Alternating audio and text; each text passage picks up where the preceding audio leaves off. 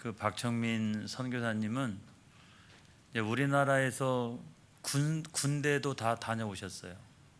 육사단.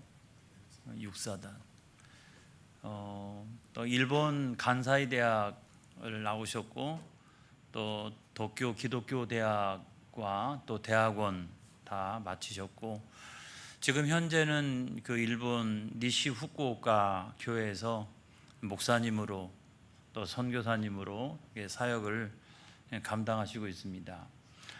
우리 지난번에 우리 청년 학생들이 우리 목사님 또 선교사님 섬기고 있는 그 교회와 그 주변을 같이 탐방하고 또 그 교회를 향하신 하나님의 뜻을 같이 확인하고 함께 기도하고 돌아온 적이 있습니다. 목사님은 또 이렇게 그 책도 많이 쓰셨는데 제가 이렇게 처음 접해본 책이 뭐냐면 일본을 용서하고 선교할 때입니다. 이게 아마 제일 첫 번째 것이 아닌가 싶기도 하고 일본 선교의 징검다리 또 일본 선교의 구루터기 뭐 이런 책을 쓰시기도 했습니다. 또 주로 메시지는 아무튼 용서와 화해를 통한 선교 이 부분에 초점을 맞추셔서 가족사는 아마 선교사님이 이제 말씀을 해주실 터이라 제가 말씀을 드리지 않겠습니다. 귀한 저녁에 우리 선교사님 모셨는데 한국에서 성장을 했지만 늘 일본어로 설교하시다가 한국 강단에서 한국어로 이렇게 한다니까 좀 부담스러우신 부분이 있는데 나오실 때 환영의 박수를 크게 쳐주시기 바랍니다. 우리 박청민 선교사님을 소개하겠습니다.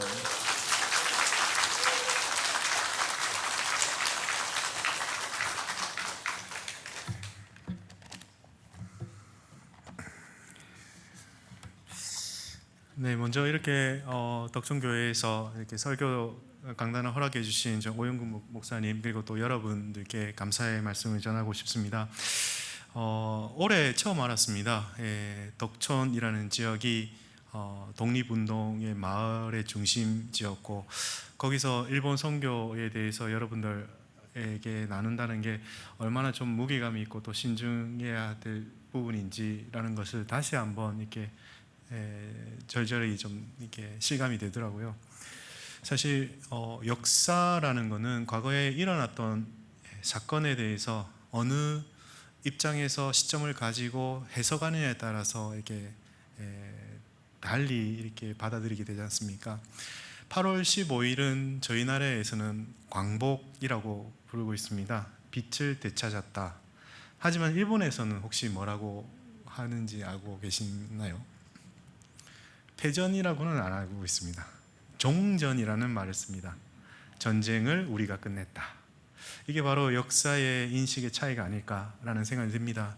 그렇기 때문에 이렇게 한국과 일본의 역사의 인식 차이로 인한 생긴 그 대립과 갈등이 있고요. 하지만 저희가 하나님을 믿는 그리스도의 입장에서 이게 역사를 바라보면 좀 어떨까? 역사의 주권자이시고 통치자이신 하나님께서는 비록 인간의 실수와 실패로 얼룩진 그런 갈등과 대립 속에서도 그리스도의 십자가의 용서와 사랑 그리고 화해로 반드시 이끌어 가신다. 이게 그리스도인의 그 입장이 아닐까라는 생각합니다. 그래서 여러분 이 시간은 그 그리스도인의 입장에서 하나님 믿는 사람으로서 오늘 말씀을 함께 나누면 좋겠다라는 생각이 들었습니다.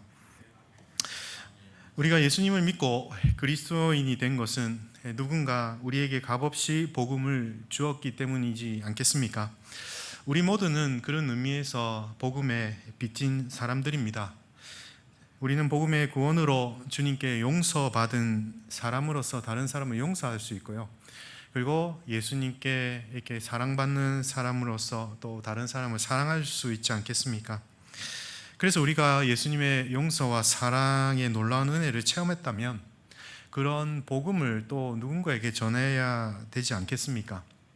한국의 마케도니아인이라고 불리는 이수정이라고 불리는 인물이 있었습니다. 이분은 1882년에 일본의 근대적인 법률과 농업을 배워서 조선에 기여하겠다는 꿈을 안고 당시 일본으로 건너가게 됩니다. 그곳에서 일본 당시 최고의 농학 권위자였던 그리고 그리스도인이었던 쯔다센 박사를 만나서 처음으로 그리스도의 복음을 듣게 됩니다. 그래서 당시 그리스도의 복음을 처음 듣게 된 이수정은 너무 큰 감동과 은혜를 받아서 당시의 동경의 노을정 교회의 야스가와 목사로부터 세례를 받고 기독교로 개종하게 되었습니다.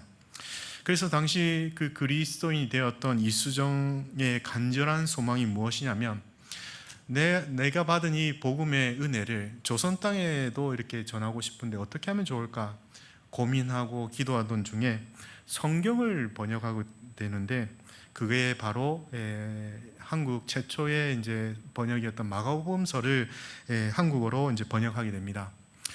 그래서 요코하마에서 그 마가복음을 한국어로 번역했고 1885년 4월 5일에 미국의 언더우드와 아펜젤러 선교사가 인천 제물포에 도착하기 전에 요코하마에서 그 있었던 이수정이 번역했던 성경책을 들고 그래서 이제 아펜젤러 언더우드가 오게 됩니다. 세계 선교 역사상 선교사들이 선교지에 입국하기 전에 성경이 자국어로 번역되었다는 것은 사실 세계 기독교 역사상 좀 유례가 찾아볼 수 없다고 이렇게 합니다. 이수정이 번역한 마가복음은 이후 한국 교회와 그리고 또 그리스도인들에게 성경 말씀 중심의 신앙을 확립하는 데 중요한 토대가 되었다고 말하고 있습니다. 하지만 조선 땅에 복음이 전해지기 전까지 이렇게 이수정 씨가 번역을 할 수 있도록 그리고 또 신앙생활을 할 수 있도록 물심양면으로 도왔던 곳이 바로 일본 교회 그리고 일본 그리스도인이었다라는 점, 이것을 생각해 보면 어쩌면 우리가 그 일본 교회와 일본 그리스도인에게 복음의 빚진 자들이 아닐까라는 생각이 듭니다. 여러분, 빚을 졌다라고 하는 것은 단순히 감사함으로 머무는 것이 아니고 아직 그것을 다 갚아야 될 그런 좀 책무가 있다라는 뜻이 아니겠습니까?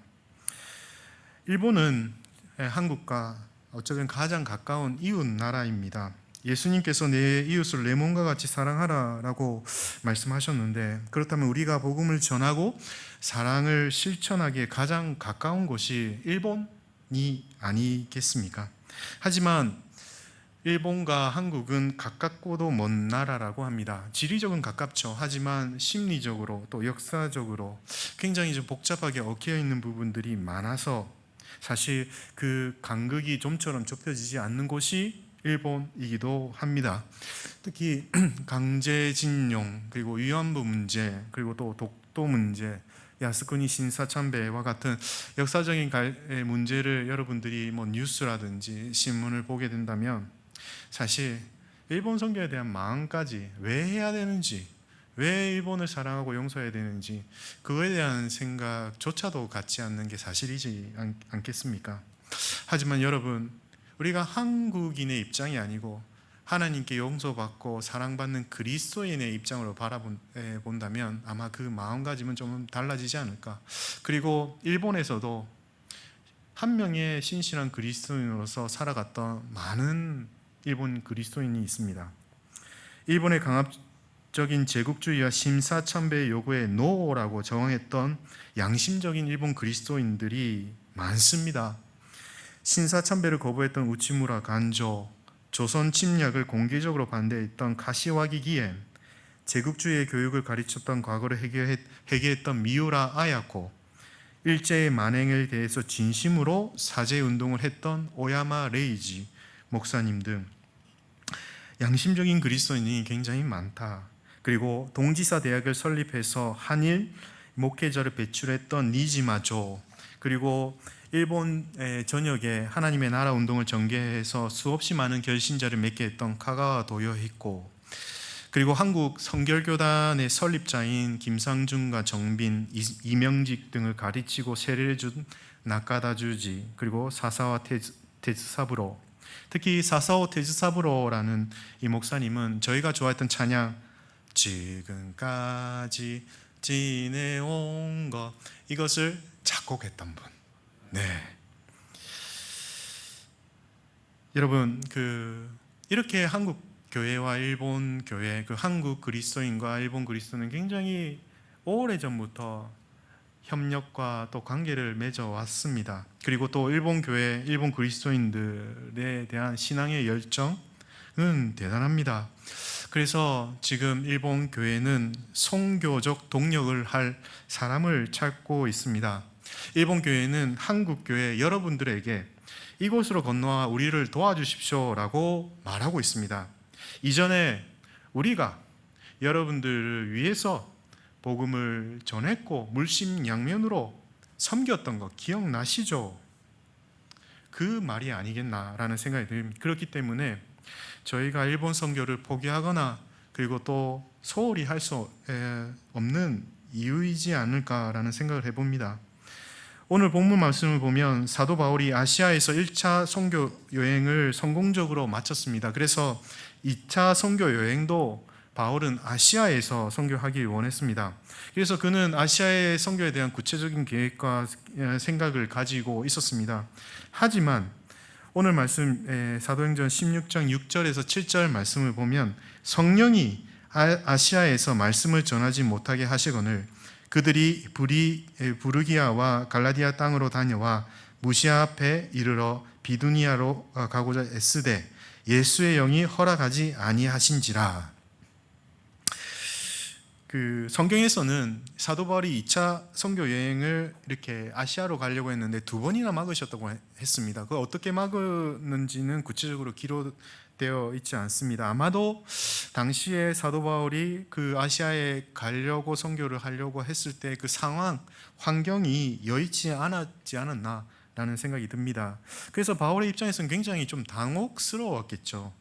나는 복음을 전하려고 아시아에 가서 복음을 전하려고 하는데 왜 하나님께서 이 상황을, 이 여건을 허락하지 않으실까? 내 계획이 잘못된 건가? 내 기도가 혹시 좀 부족했나?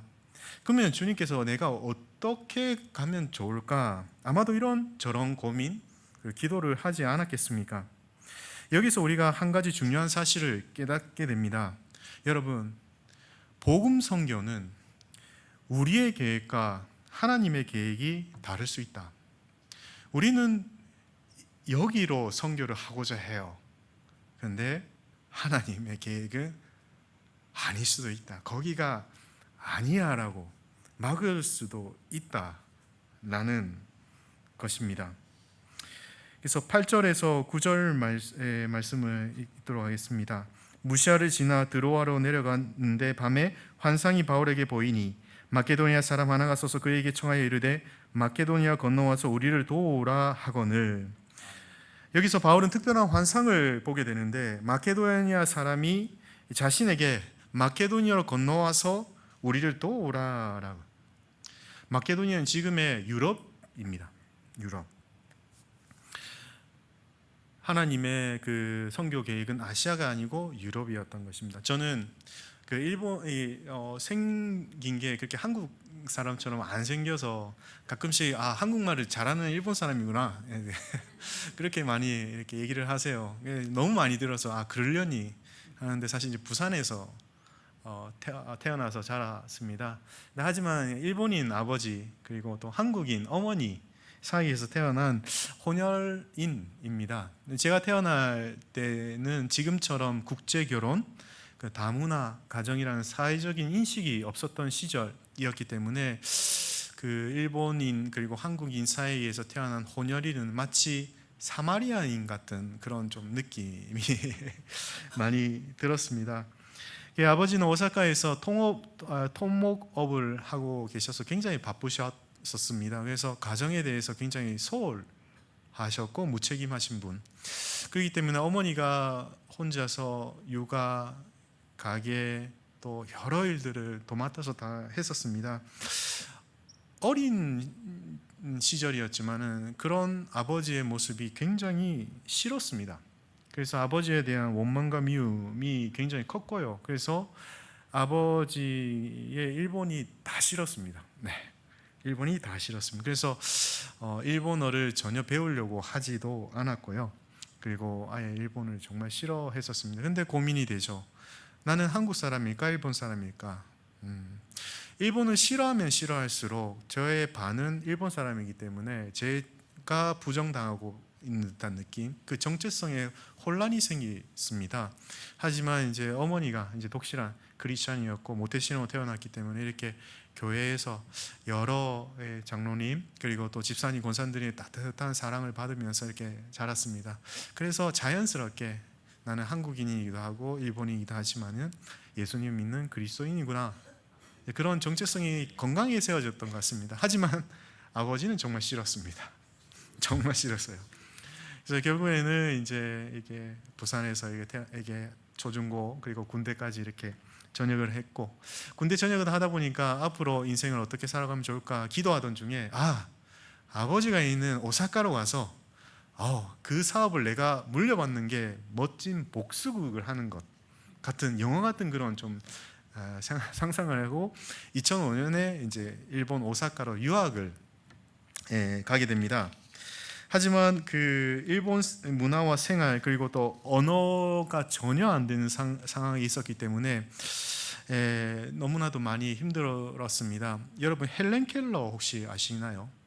듣지도 못하고 말하지도 못하고 쓰지도 못한 마치 그런 헬렌 켈러였습니다. 그리고 음식도 다르고 문화도 달랐기 때문에 여기 도저히 여기서 뭐 생활할 수 없겠다, 다시 한국으로 돌아가야겠다라는 그런 마음이 있어서 그래도 교회 가서 기도해야 되지 않나라는 생각에 교회에서 갔었는데, 그 당시 다녔던 오사카의 어느 교회에 어느 선교사님을 만나게 됐습니다. 그 선교사님하고 여러 대화를 나누던 중에 이 선교사님이 일본으로 유학 와서 그리고 또 예수님 믿고 회심하고 그리고 또 선교사로 헌신하게 되기 때문에 1년의 그 간증을 저에게 들려주시더라고요. 저는 처음이었습니다.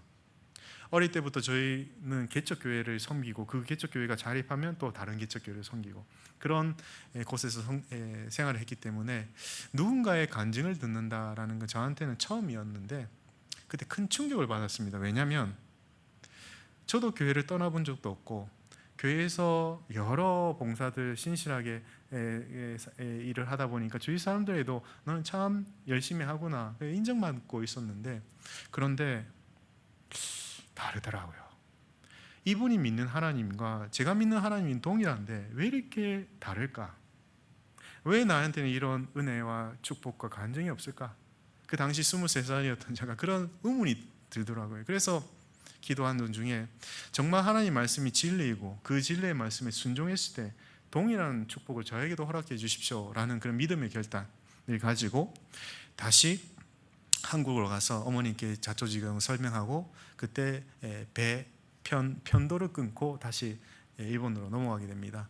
돈이 없었기 때문에 하루에 아르바이트를 3개, 4개, 신문 배달, 박스 공장 그리고 또 뭐 음식점, 뭐 편의점 닥치는 대로 일을 했고요. 그리고 또 당시에 그 교회는 굉장히 선교적인 교회다 보니까 아침부터 밤까지 그리고 또 공부도 정말 많았고요. 어느 금요철야 예배했던데 어떤 목사님이 이렇게 해서 설교를 하시는데 이런 말씀 하시더라고요. 여러분 오해하면서 듣지 마십시오. 크리스찬이 하루에 4시간 이상 자면 죄다. 오해는 하지 마십시오.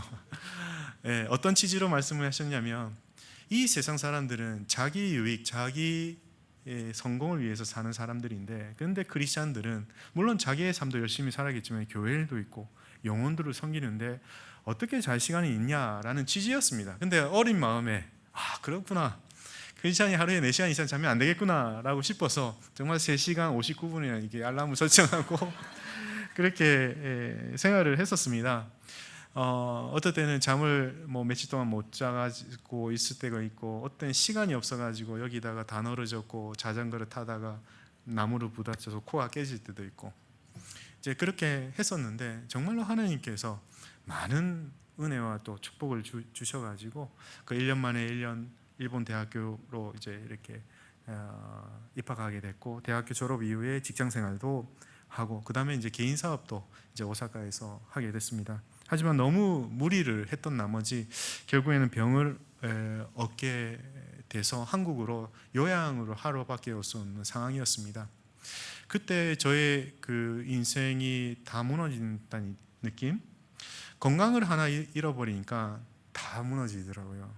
나이 30밖에 되지 않았었는데 그때 처음으로 하나님에 대한 원망과 미움. 저는 정말 열심히 살았고 일본 선교에 대해서 남다른 그 헌신도 했는데 왜 이러십니까? 근데 이런 의문에 대해서 구체적으로 답을 해주는 분들이 없었습니다. 그래서 이거에 대한 스트레스로 인해서 결국에는 우울증, 공황장애, 그리고 하반신 마비까지 그게 찾아오게 됐습니다. 그런데 그런 좀 이렇게 밑바닥에 있었을 때 그 어릴 때부터 믿음의 동력자가 이렇게 병문하게 오게 되었습니다. 그래서 그분이 저한테 뭐 여러 얘기를 하는데 이런 얘기를 하더라고요. 정민아, 너가 열심히 하나님을 위해서 이렇게 하는 거는 좋은데 너가 열심히 하고 있을 때랑 그리고 지금 병원에 이렇게 누워 있을 때랑 관계없이 하나님은 너를 사랑한다. 사랑한다 하더라고요. 제가 어렸을 때부터 지금까지 수도 없이 들었던 하나님의 사랑이었고 누군가에게 수도 없이 전했던 하나님의 사랑이었는데 근데 그때 그분을 통해서 성령님께서 역사해 주셔가지고 이렇게 환자복을 입고 병원에 이렇게 있는 이런 초라한 나도 하나님께서 사랑해 주시구나 라는 게 여러분 믿어져요. 그전에는 믿습니다 라고 해서 했는데 이게 믿어지더라고요. 저의 딱딱하게 굳어있던 이 마음에 큰 게 마치 성령님께서 찔러 쪼개냈다는 느낌. 그전에는 뭔가 열심히 해야지 하나님께서 나를 사랑하고 계시다는 그런 느낌이 아니구나. 이런 모습도 나를 사랑하고 계시구나 라는 게 믿어졌습니다. 그 이후부터 이제 천천히 회복되기 시작했고 다시 한국에서 이제 재기를 하려고 이제 벤처를 준비를 하려고 이렇게 있었는데 어느 날 갑자기 일본에 있는 어느 목회자님이 전화를 오셨습니다. 정민상 잘 지내고 있냐? 예, 잘 지내고 있습니다. 건강은 좀 어떠냐? 조금씩 회복되고 있습니다. 그러면 다시 일본으로 오지 않겠냐? 저는 일본을 생각하면 너무 싫습니다. 생각만 하면 고생밖에 한 것도 생각이 안 나고 너무 싫습니다. 전화를 끊었습니다. 또 시간이 조금 지나서 다시 연락이 왔습니다. 그분의 잘 지내고 있냐? 건강하냐? 괜찮다면 일본으로 다시 오지 않겠냐? 저는 여기서 다시 재개하려고 준비하고 있고 일본은 싫습니다. 그래서 또 시간이 지나서 또 연락이 오셨습니다. 잘 지내냐? 건강하냐? 괜찮다면 다시 일본으로 오지 않겠냐? 그 세 번의 이야기를 들었을 때 제 마음에 조금 흔들림이 있더라고요. 어릴 적부터 여러 가지 신앙의 철칙이 있었는데 그 중에 하나가 누군가에게 동일한 이야기를 세 번 들었을 때 그걸 하나님의 뜻으로 여기고 합니다.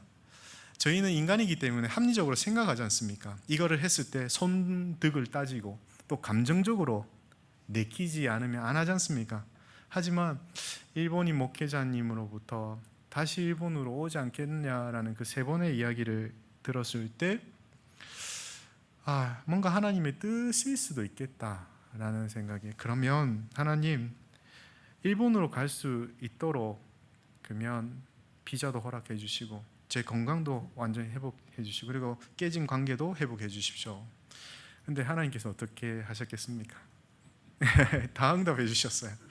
다 응답해 주셔서 결국 2014년도에 도쿄 기독교 대학교로 이제 입학을 해서 그렇게 이제 이렇게 공부를 이제 하게 됩니다.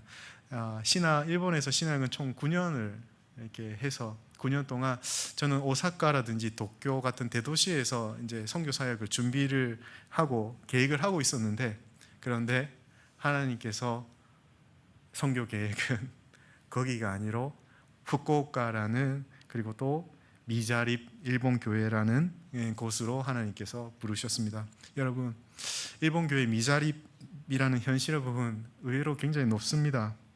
처음 4년 전에 저희 가정이 그쪽으로 갔었을 때 40년이 넘은 2층 주택 건물을 교회로 사용하고 있고 저희 가족은 2층에서 생활하고 있습니다.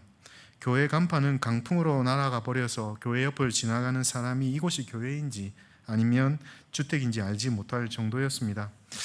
그래서 교회 청소부터 시작해서 낡고 송단된 부분 하나하나씩 보수하거나 수리를 했습니다. 그때 저는 물었죠. 주님, 왜 저를 이곳으로 부르셨습니까? 잘 모르겠더라고요. 하지만 뭐라도 하지 않으면 안 되는 상황. 그래서 교회 앞에 무성한 나무를 가지치기도 하고 잡초를 뽑아서 제초제를 뿌려주기도 하고 교회 앞마당에 쌓인 큰 돌을 잘게 쪼개서 움푹 패인 곳을 메우고 또 새로운 잘가 한 3톤 정도를 갖고 와서 깔기도 했습니다. 때로는 연장과 도구가 없어서 이웃집 할머니에게 빌려 사용하기도 했습니다. 매일 늦은 저녁에 아이들을 씻기고 밥을 먹인 뒤에 잠이 든 것을 확인하고 한숨을 돌릴 때가 많았습니다. 평소에 사용하지 않던 근육을 쓰다 보니까 근육통이 와서 잠을 잘 못 잘 때도 많았습니다. 저의 문제는 선교 사역이 편하면 복받은 줄로 여기고 힘들면 포기하고 싶어지는 것에 있습니다. 너무 힘들면 짐을 벗어버리고 어디론가 훌쩍 떠나고 싶은 게 사실 사람이지 않겠습니까? 물론 예수님께서도 십자가를 짊어지기 전날에 이 잔을 내게 옮겨달라고 하신 적이 있지 않습니까? 그래도 끝까지 그 십자가의 길을 가셨습니다. 일본 선교의 사명은 사역의 규모나 환경의 편안함에서 오는 것이 아니라 예수님이 함께 동행하고 있다는 것, 예수님이 나와 함께 하고 있다는 그런 내적인 확신과 응답에서 오는 것이 아닌가. 예수님이 나와 함께 계시기 때문에 그분으로 인해서 내가 즐거워하고 행복할 수 있다면, 정말로 예수님 한 분으로 충분하다고 진짜 공백할 수 있다면 이러한 미자립 교회라는 현실적인 벽이 아무리 높고 그 십자가의 길이 아무리 험난하더라도 묵묵히 성실하게 갈 수 있지 않겠습니까? 그러한 소망이 일본 선교의 삶에서 열매 맺도록 간절히 기도하고 있고, 지금은 아직 적은 시기지만은 일본 교회가 점점 변화하고 있는 은혜와 감사가 있습니다. 마지막으로 10절 말씀을 다 같이 한번 읽어보도록 하겠습니다. 10절 말씀입니다. 시작. 바울이 그 환상을 보았을 때 우리가 곧 마게도니아를 떠나게 힘쓰니 이는 하나님이 저 사람에게 복음을 전하라고 우리를 부르신 줄로 인정함이라. 아멘. 여러분, 바울은 하나님께서 보여주신 마게도니아 환상을 본 후에 지체하지 않고 곧 길을 떠났습니다. 여러분, 하나님의 뜻이 분명해졌을 때 머뭇거리거나 지체하지 않고 믿음으로 즉시 순종했다. 물론 저희는 그 선교적인 상황이 여건이 갖추어질 때까지 기다릴 수 있죠. 하지만 하나님의 뜻이, 이 선교의 뜻이, 선교지가 분명하게 전해지고 뜻이 알면서도 머뭇거리거나 지체하는 것은 여러분 믿음의 문제가 아니고 순종의 문제입니다. 하나님은 완벽한 조건에서 우리가 순종하는 것을 원하지 않고, 비록 부족하지만은 그것이 하나님의 분명한 뜻이라면 순종하는 사람을 통해서 일하신다 라는 겁니다. 하지만 여러분, 선교에 대한 하나님의 순종, 그 길을 걸어갈 때 여러분 순탄만 하겠습니까? 그렇지 않겠죠. 그 순종하는 길에는 통과해야 할 여러 시련과 고난이 왜 없겠습니까? 그 중에서 저는 좀 아이들을 세심하게 살펴보지 못하는 그런 좀 어려움이 있습니다. 제가 이제 4년 전에 후쿠오카로 이렇게 하나님 부르심으로 이제 왔었을 때, 지금 첫째 사랑이가 같이 왔었는데, 그때 이제 사랑이가 새로운 환경과 관계에 잘 적응하지 못했습니다. 원래 큰딸 사랑이는 굉장히 쾌활하고 명랑한 아이였는데, 낯가림이 좀처럼 없었던 아이였는데, 후쿠오카로 이사 온 후부터 얼굴에 웃음기가 사라지고 표정이 어두워졌습니다. 어떻게든 집에서 가까운 유치원으로 이렇게 보냈는데 아이가 가기 싫다고 몇 번이나 얘기하더라고요. 그래서 아직 너가 낯선 환경이고 적응할 때까지 시간이 필요하니까 조금만 더 참아보자라고 달래면서 보낼 때가 있습니다. 때론 가고 싶지 않다고 울며 떼쓰는 애를 껴안고 버스에 태워 보낼 때면 제 마음이 하루 종일 온종일 무겁더라고요. 하지만 아이가 유치원에 돌아오면 말수가 줄고 얼굴편이 굳어 있었습니다. 그래서 이대로는 안 되겠다는 생각에 아내와 상의한 끝에 한동안 아이를 유치원에 보내지 않고 함께 지내기로 했습니다. 아이가 새로운 환경에 더 이상 두려운 곳이 아니고 너가 힘들 때 가족이 곁에 있고 또 지켜줄 수 있다는 깨닫게 해주고 싶었습니다. 그래서 한 달 정도는 같이 산책도 하고 음식도 만들어 먹고 그리고 또 가까운 놀이공원이나 바닷가에 가서 같이 놀았습니다. 아이에게는 이러한 새로운 환경에 대한 안정감과 힘을 되어주고 싶었습니다. 물론 이런 결정으로 인해서 제가 계획했던 선교 사역에 충분한 시간을 할애하지 못했습니다. 이런 새벽에 일어나서 그날에 해야 될 일들을 마쳐야 하는 분주함과 피로감도 따랐습니다. 그런데 이 과정을 통해서 제가 깨달은 사실이 있었습니다. 여러분, 제가 가장 소중해야 할 사람을, 제가 가장 챙겨야 될 그런 존재를 소홀히 했구나. 제가 제 가족을 제대로 돌보지 못하는데 어떻게 교회 성도님들을 잘 돌볼 수 있겠습니까? 제 아이들을 세심하게 살피지 못합니다. 어떻게 남의 아이를 소중히 여길 수 있겠습니까? 물론 하나님께서 책임지시고 키우시는 것도 있겠죠. 하지만 선교사는요, 사명에 따라 선교지에 가지만 어린 자녀들은 자신의 의지와 상관없이 부모를 따라가야 합니다. 모든 것이 부모의 선교 사역과 스케줄에 맞춰져 있고 아이들은 선택의 여지가 거의 없습니다. 물론 주님께서는 선교사에게 가족의 헌신과 희생을 요구할 때가 있습니다. 그럴 땐 당연히 그거에 순종해야죠. 근데 이게 저에게 가장 큰 부담이자 고통. 그럴 순간에 늘 떠오르는 어느 일본인이 있습니다. 일본인 최초의 선교사인 노리마츠 마사야스라는 일본 개신교 최초의 선교사를 떠올립니다. 여러분, 노리마츠 선교사님이 맨 먼저 간 곳이 혹시 어디인지 아시겠습니까? 일본 개신교회 최초의 선교사가 간 선교지 혹시 아시겠습니까? 조선 땅이었습니다. 노리마츠 선교사는 명성황후가 일본 낭인에게 피살된 을미사변을 듣고 엄청난 충격을 받습니다. 어떻게 자기 민족 일본인이 이렇게 잔인한 만행을 저지를 수 있을까? 그래서 일본인으로서 조선에 저지른 만행에 대해 속죄하고 그리고 또 예수님의 사랑과 용서를 복음을 전하겠다고 결심합니다. 그래서 1897년에 모든 수치는 나에게, 모든 영광은 하나님께, 모든 수치는 나에게, 모든 영광은 하나님께라는 믿음으로 베이스 미션으로 조선으로 건너가 복음을 전하기 시작합니다. 당시에 일본인이 아무 조선말도 못하는 가운데서 복음을 전한다? 정말로 어려웠죠. 그리고 또 그 사역은 초라하고 가난했습니다.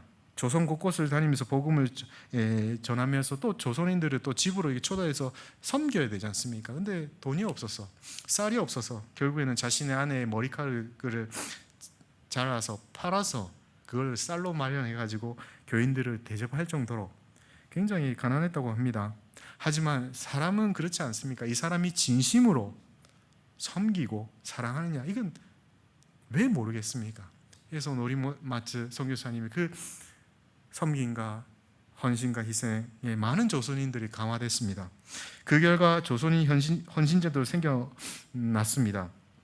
그의 사역은 조선 땅에 복음의 씨앗을 뿌리는데 크게 기여를 했지만 결국에는 그의 아내와 함께 결핵으로 생을 마감하게 됐습니다. 일본에서 노리마츠 선교사님의 장례식이 치러졌는데 그때 2명의 조선인 전도사가 일본으로 건너와서 눈물을 흘리면서 이런 고백을 했다고 합니다. 이 세상에는 미국인이 되고 싶은 사람이 많고 영국인이 되고 싶은 사람이 많습니다. 하지만 노리마츠 선교사님은 조선으로 건너와 조선인이 되었습니다. 그의 섬김과 헌신은 얼마나 큰 십자가의 사랑이었겠습니까? 여러분, 노리마츠 선교사님이 조선 땅에 뿌린 복음, 그리고 그 복음의 씨앗은 지금도 한일 선교의 징검다리가 되고 있고, 여기 수원에 있는 수원의 동신교회를 그 노리마츠 선교사님이 개척해서 지금까지 그렇게 교회가 맥을 이어오고 있습니다. 저는 그 노리마츠 선교사님의 삶을 되돌아보면서 저에게 참 많은 위로와 힘이 되더라고요. 아무리 내게 맡겨진 선교사역이 작고 볼품이 없어도 결코 서두르거나 포기하지 말라. 그리고 예수님과 함께 전진해가. 사랑하는 여러분, 일본인 최초의 선교사인 노리마츠는 주님의 부르심에 따라서 조선으로 건너갔습니다. 어쩌면 지금의 한국 교회가 이렇게 많은 풍성한 열매와 그리고 또 은혜가 있었던 것은 어쩌면 일본 교회와 그리고 일본 그리스도인의 이런 섬김과 기도 덕분이 아닐까라는 생각을 해봅니다. 복음의 빚진 자로서 여러분, 우리가 해야 할 일은 무엇입니까? 십자가의 사랑과 용서, 화해의 징검다리가 되어서 함께 선교하는 것이 아니겠습니까? 여러분, 일본에서도요, 예수님과 함께 동행하면서 신실하고 충성되게 선교를 감당하고 있는 소수의 일본 그리스도인들이 있습니다. 주님께서는 그들과 함께 십자가의 멍에를 지고 복음 선교를 감당할 수 있는 믿음의 동력자를 찾고 계십니다. 여러분들은 충분히 누릴 수 있고 또 가질 수 있고 즐길 수 있지 않습니까? 그럼에도 불구하고 쓸쓸함을, 외로움을, 초라함을, 어려움을 일부러 선택하며 살아갈 수 있는 자유도 있습니다. 이것은 억지로 강요하거나 그렇게 되는 일이 아니라 그리스도의 십자가의 사랑과 용서, 화해를 아는 사람, 진짜 복음을 아는 사람이 자발적으로 선택하는 거룩한 결단이다. 일본 선교를 위해 일부러 직장 상사의 눈치를 보며 휴가를 내는 어려움을 선택할 수도 있고요. 여러분들이 비싸고 맛있는 음식을 먹을 수 있지만 일부러 선교를 위해서 헌금을 할 수도 있고요. 자신의 교회와 내 가족과 이웃을 위해 기도를 할 수 있지만 일부러 일본 교회와 일본 선교를 위해 기도도 할 수 있지 않겠습니까? 그렇게 여러분 한 달을 살아보고 1년을 살아보고 3년을 살아보고 10년을 살아본다면 일본 선교가 자연스럽게 여러분이 함께 동역하지 않겠습니까? 과거 한국의 마케도니아인이라고 불렸던 이수정 씨에게 복음을 전한 쯔다센 박사, 그리고 일본 개신교 최초의 선교사인 노리마츠 선교사, 그리고 이름조차 역사에 남지 않은 수없이 많은 무명의 일본 그리스도인을 통해 이 복음의 씨앗이 한국 땅에 전해졌습니다. 이제는 여러분들이 일본 교회와 함께, 일본 그리스도인들과 함께 선교해야 할 차례이지 않겠습니까? 잠시 기도하고 설교를 마치도록 하겠습니다. 하나님, 오늘